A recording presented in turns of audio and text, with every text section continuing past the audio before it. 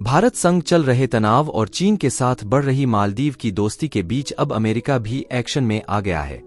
America के सहायक विदेश मंत्री डोनाल्ड लू पिछले दिनों मालदीव के दौरे पर पहुंचे थे। इस बीच डोनाल्ड लू ने मालदीव की सेना के लिए 4 गश्ती समुद्री जहाज और एक प्लेन देने का ऐलान किया है। लू ने अमेरिका के शांति संस्थान के एक कार्यक्रम में शुक्रवार को यह बात कही। लू ने कहा कि भले ही देखने में छोटा देश है, लेकिन अगर रक्षा जरूरतों को देखें तो उसे बहुत ज्यादा आवश्यकता है। अमेरिका ने यह ऐलान ऐसे समय पर किया है जब कहा जा रहा है कि चीन एक जासूसी केंद्र मालदीव के एक द्वीप पर बनाने की योजना बना रहा है। दोस्तों, वीडियो में आगे बढ़ने से पहले वीडियो के एक लाइक करके चैनल को सब्सक्राइब कर दीजिए ताकि नए वीडियो आपको सबसे पहले मिल सके। विश्लेषकों का मानना है कि अगर चीन ऐसा करने में सफल होता है तो वह भारत ही नहीं अमेरिका के युद्धपोतों की आसानी से निगरानी कर सकेगा जो डियागो गार्सिया नेवल बेस तक अक्सर जाते रहते हैं। डियागो गार्सिया एक ब्रिटिश स्वामित्व वाला द्वीप है जिस पर अमेरिका ने नौसैनिक अड्डा बना रखा है। डियागो गार्सिया मालदीव से कुछ 100 समुद्री मील की दूरी पर है और हिंद महासागर में रणनीतिक रूप से बेहद अहम है। इसी नेवल बेस के जरिए अमेरिका चीन पर कड़ी नजर रखता है। यही नहीं, अमेरिका यहां पर परमाणु पनडुब्बी तथा परमाणु बॉम्बर तक तैनात करता रहता है। मालदीव में चीन की धमक से टेंशन में आया अमेरिका मुइज्जू की सेना के लिए किया बड़ा ऐलान, समझें खतरा।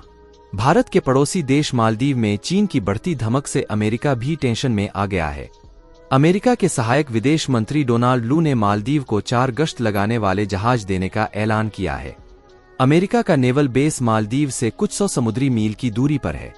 विश्लेषकों का मानना है कि अगर चीन ऐसा करने में सफल होता है तो वह भारत ही नहीं अमेरिका के युद्धपोतों की आसानी से निगरानी कर सकेगा जो डियागो गार्सिया नेवल बेस तक अक्सर जाते रहते हैं। डियागो गार्सिया एक ब्रिटिश स्वामित्व वाला द्वीप है जिस पर अमेरिका ने नौसैनिक अड्डा बना रखा है।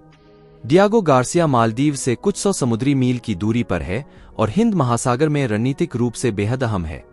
इसी नेवल बेस के जरिए अमेरिका चीन पर कड़ी नजर रखता है। यही नहीं, अमेरिका यहां पर परमाणु पनडुब्बी तथा परमाणु बॉम्बर तक तैनात करता रहता है। मालदीव के राष्ट्रपति मोहम्मद मुइज्जू की चीन यात्रा के बाद ड्रैगन बहुत तेजी से माले के अंदर पैर पसार रहा है। मुइज्जू चीन की कंपनियों को ठेका दे रहे हैं, वह भी तब जब मालदीव चीन के कर्ज तले दबा हुआ है। चीन के इसी प्रभाव को कुंद करने के लिए अमेरिकी विदेश राज्य मंत्री माले पहुंचे थे। डोनाल्ड लू ने कहा, मालदीव के पास 1200 द्वीप हैं।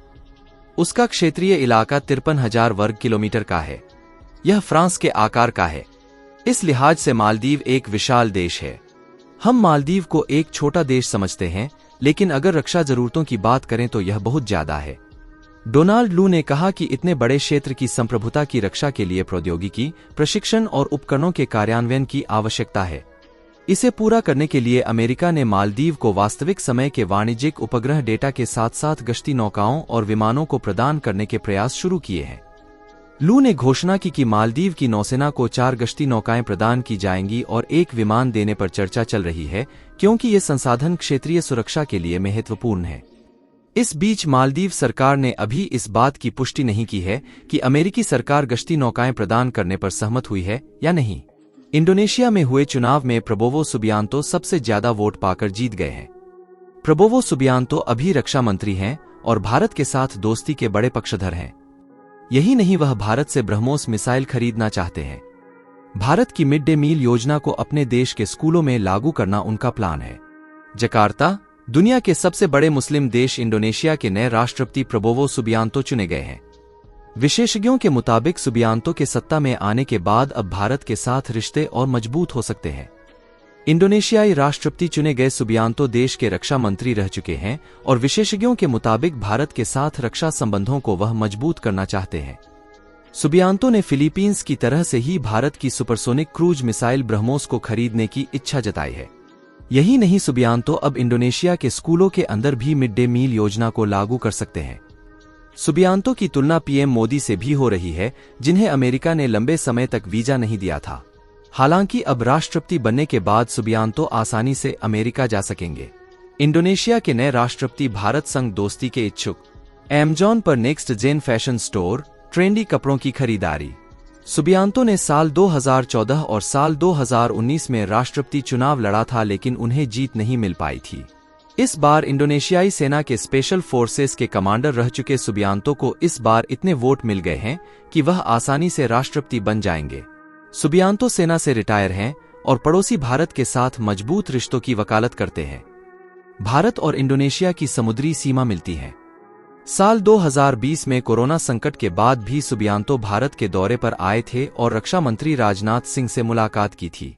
वह भारत के साथ रक्षा संबंधों को मजबूत करना चाहते थे। इसमें ब्रह्मोस मिसाइल समझौता शामिल है।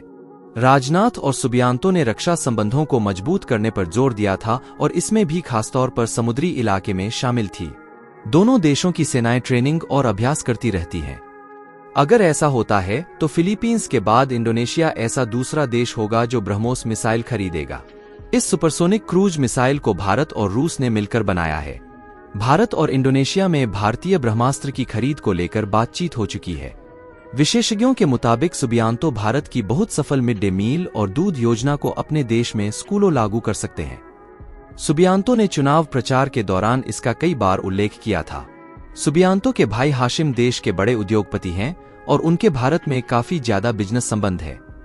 निजी बातचीत में सुबियांतो एशिया में गठबंधन बनाने की वकालत करते हैं, जिसमें भारत भी शामिल है। हालांकि अमेरिका समेत कई पश्चिमी देश उनके खिलाफ मानवाधिकारों के उल्लंघन का आरोप लगाते रहे हैं। अमेरिका ने तो उन्हें वीजा नहीं दिया था। यह ठीक उसी तरह था जैसे पीएम मोदी को प्रधानमंत्री बनने के पहले तक अमेरिका ने वीजा बैन लगा रखा था। दोस्तों, वीडियो अगर पसंद आया तो वीडियो के अपने मित्रों तक शेयर करें ताकि उन्हें भी पता चल सके। साथ ही वीडियो के एक लाइक करके चैनल को सब्सक्राइब करें ताकि हमारे नई वीडियो आपको सबसे पहले मिल सके।